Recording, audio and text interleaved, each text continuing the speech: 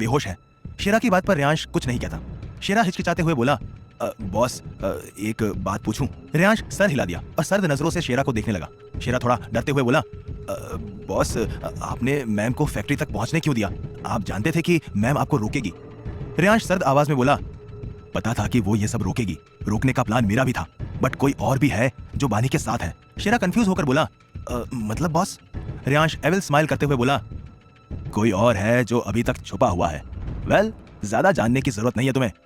शेरा बोला, बॉस, पर वो लोग तो फैक्ट्री से निकल गए। रेयांश खड़े होकर वाइन का सिप लेते हुए बोला, बानी को नहीं पता उसने क्या किया है। मुझे इन सब चीजों को वापस ठीक करना होगा। इतना बोलकर रेयांश किसी गहरी सोच में डूब गया था। शेरा रेयांश को देखते हुए मन में बोला, मैम, आपको नहीं पता आपने क्या किया है। उन लोगों को मुसीबत में डाल दिया आपने। अब सब बॉस के हाथ में है। हॉस्पिटल में बानी आईसीयू के बाहर आई। उसने दोपहर से कुछ खाया नहीं था और अब ब्लड डोनेट करने की वजह से उसे चक्कर आ रहे थे। कबीर बानी को देखते हुए उससे बोला, बानी, तुम घर जाओ, तुम्हें आराम की जरूरत है। बानी बुझी आवाज में बोली, पर विनीत को होश। तभी विहान बीच में बोला, बानी तुम जाओ, विनीत को सुबह होश आएगा and this time you need rest. बानी गहरी सांस लेकर बोली, ओके, विनीत को होश आते ही मुझे इन्फॉर्म कर देना। इतना बोलकर बानी हॉस्पिटल से निकल गई। कबीर और विहान वहीं चेयर पर बैठ गए। बानी जैसे ही बाहर गई, उसकी नजर एक कार पर पड़ी। बानी कार को देखते हुए बोली, ये कार यहाँ? रेयांश को पता था कि मैं हॉस्पिटल में हूँ। दरअसल वो कार रेयांश ने ही भिजवाई थी। ओबेरॉयज के कार्स की नंबर प्लेट काफी अलग थी, इसीलिए बानी वो कार पहचान गई थी। बानी उस कार के पास गई, तभी ड्राइवर बानी के लिए कार का गेट खोला। बानी कार में बैठ गई। वो सीट से सर टिकाकर आंखें बंद कर ली। उसे बहुत थकावट महसूस हो रही थी। करीब 1 घंटे बाद बानी ओबेरॉय पैलेस पहुंची। रात के 12 बज चुके थे, इसीलिए पूरे पैलेस में शांति थी। बानी ने रूम में जाकर देखा कि लाइट्स ऑफ थी। बानी लाइट्स ऑन करके बिना किसी तरफ ध्यान दिए अपने जैकेट निकाल अपने बाल खोल दिए। तभी पीछे से रेयांश की आवाज आई, वेलकम वाइफी। बानी ने झटके से पीछे मुड़कर देखा। रेयांश सोफे पर बैठा उसे ही देख रहा था। बानी उससे बोली, तुम? रेयांश खड़े होकर बानी के पास आते हुए बोला, हमारे बेडरूम में तुम्हारे और मेरे अलावा कोई नहीं आ सकता वाइफी। इतना बोलकर रेयांश बानी का हाथ पकड़कर उसे बेड पर बैठाया। रेयांश फर्स्ट एड बॉक्स लाया और ऑइंटमेंट निकालकर बानी के आर्म्स पर लगाने लगा, जहां रेयांश के पकड़ने की वजह से निशान पड़ गए थे। बानी हैरानी से रेयांश को देख रही थी। वो बोली, दर्द देकर मरहम लगाना तुम्हारी आदत है क्या? रेयांश बानी की आंखों में देखते हुए सर्द आवाज में बोला, रेयांश ओबेरॉय की ये साइड सिर्फ तुम्हारे लिए है वाइफी, क्योंकि तुम्हें दर्द देकर मरहम लगाने का हक सिर्फ मेरा है। दोनों ही एक दूसरे की आंखों में देख रहे थे। थोड़ी देर बाद रेयांश खड़ा हुआ और रूम से बाहर चला गया। बानी एक गहरी सांस लेकर अपने कपड़े चेंज करने गई। थोड़ी देर बाद बानी बाहर आई। उसने स्लीवलेस नाइट गाउन पहन रखा था। बानी ने देखा कि कॉफी टेबल पर खाने की प्लेट रखी थी और रेयांश काउच पर बैठा फोन यूज कर रहा था। बानी जाकर काउच पर बैठ गई। बानी खाने की तरफ इशारा करते हुए बोली, ये किसके लिए? रेयांश अपने फोन में देखते हुए बोला, तुम्हारे लिए वाइफी, तुमने ब्लड डोनेट किया है, यू नीड एनर्जी। बानी हंसकर उससे बोली, like your care. Reyansh phone से अपनी नजरें हटाकर बानी के कान में बोला, maybe I care for you. फिर थोड़ा रुककर बोला, वाइफी।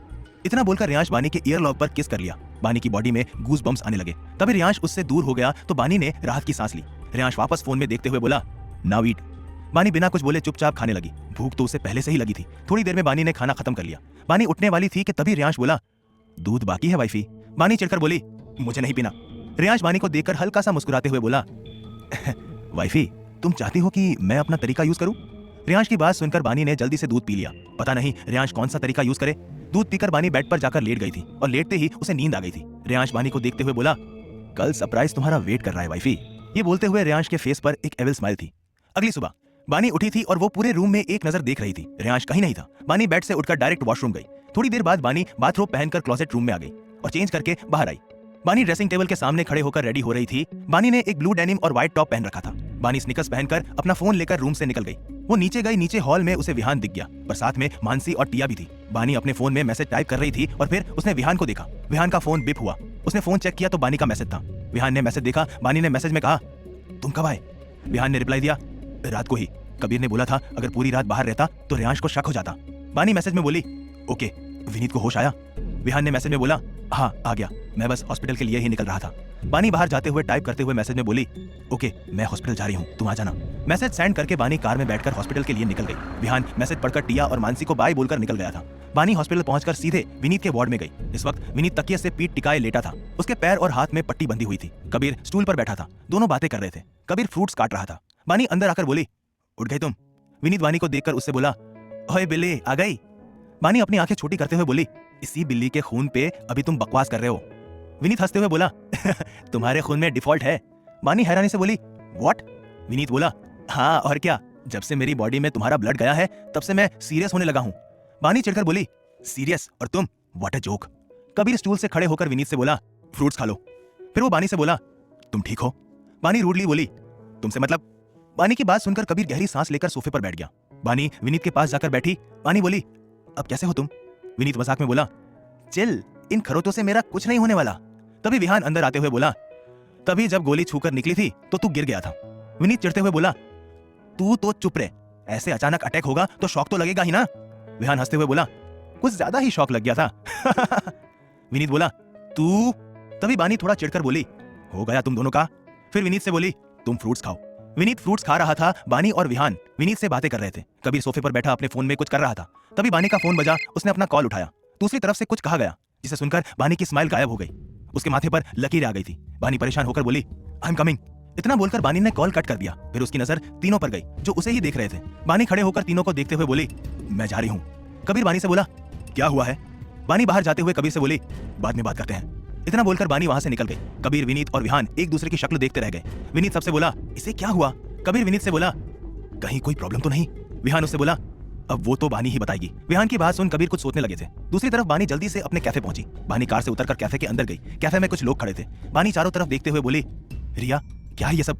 रिया बानी के पास आकर उससे बोली, मैम ये लोग म्युनिसिपल कॉर्पोरेशन से है, ये कह रहे हैं। तभी एक आदमी बीच में बोला, आप बानी ओबेरॉय हैं? बानी एक नजर रिया को देखकर बोली, यस। वो आदमी बानी को देखते हुए बोला, मिसेस ओबेरॉय, आपका ये कैफे अवैध जमीन पर बना है। बानी हैरानी से बोली, व्हाट? वो आदमी बानी को एक पेपर देकर बोला, हाँ, अब ये जमीन गवर्नमेंट की तरफ से पॉइंट आउट की गई है। आपको जल्द ही ये कैफे खाली करना होगा, वो भी आज शाम तक। ये सुनकर बानी बिल्कुल शॉक्ड हो गई थी। बानी ने वो पेपर पढ़ा और पढ़ने के साथ ही उसकी आंखों में नमी आ गई थी। बानी रूंधे गले से बोली, आज शाम तक बहुत जल्दी है, पर इतनी जल्दी सब कैसे होगा? वो आदमी बोला, सॉरी मिसेस ओबेरॉय, पर आपको शाम तक ही खाली करना होगा, वरना हमें दूसरा तरीका अपनाना होगा। इतना बोलकर वो लोग वहां से चले गए। बानी वहीं चेयर पर बैठकर अपने सर पर हाथ रख लिया। ये कैफे उसका ड्रीम था जो बहुत मुश्किलों के बाद पूरा हुआ था, और आज कोई आकर उसे अपना ड्रीम तोड़ने के लिए कह गया था। बानी की आंखों में आंसू आ गए थे। उसे समझ नहीं आ रहा था कि वो क्या करे। रिया बानी से बोली, मैम अब हम क्या करेंगे? रिया की बात पर बानी कुछ नहीं बोलती, क्योंकि जवाब तो उसे भी नहीं पता था। तभी बानी का फोन बजा। बानी ने देखा कि कबीर का कॉल था। बानी ने कॉल आंसर किया। कबीर परेशानी भरी आवाज में बोला, क्या हुआ बानी, सब ठीक तो है ना? बानी से और कंट्रोल नहीं होता। उसकी आंखों में आंसू आ गए थे। कबीर को बानी के रोने की आवाज सुनाई दी। कबीर पैनिक करते हुए बोला, क्या हुआ बानी, तुम रो क्यों रही हो? बानी रोते हुए बोली, वो मेरा कैफे। कबीर उससे बोला, कैफे? क्या हुआ कैफे में? बानी खुद को कंट्रोल करते हुए बोली, म्युनिसिपल कॉर्पोरेशन वाले आए थे, उन्होंने कहा कि कैफे अवैध जमीन पर बना है, इसीलिए आज शाम तक कैफे खाली करना होगा। कबीर हैरानी से बोला, क्या? बानी रिलैक्स, मैं इस बारे में पता करता हूँ। इतना बोलकर कबीर ने कॉल कट कर दिया। बानी अपना फोन टेबल पर रखकर वहीं बैठी थी। ऐसे अचानक इतनी बड़ी प्रॉब्लम आने से उसका दिमाग ब्लैंक हो गया था। उसे कुछ समझ नहीं आ रहा था। वहीं रिया ने आज कैफे क्लोज का बोर्ड लगा दिया था। करीब 1 घंटे बाद कबीर का फिर से कॉल आया तो बानी ने जल्दी से कॉल आंसर किया। कबीर निराशा भरी आवाज में बोला, सॉरी बानी, पर वो जमीन सच में अवैध है, तुम्हें वो खाली करना पड़ेगा, हम कुछ नहीं कर सकते। ये सुनते ही बानी की रही सही उम्मीदें भी टूट गई। बानी बड़ी मुश्किल से बोली, ओके। इतना बोलकर कॉल कट कर दिया और उठकर सीधे अपने कैबिन में जाकर बैठ गई। उसके दिमाग में कुछ नहीं आ रहा था। ऐसे ही दिन निकल गया। शाम के 5 बजने वाले थे। बानी खिड़की के बाहर देख रही थी। तभी रिया उसके कैबिन में आई। रिया बानी से बोली, मैम। बानी मुड़कर रिया को देखकर बोली, बोलो।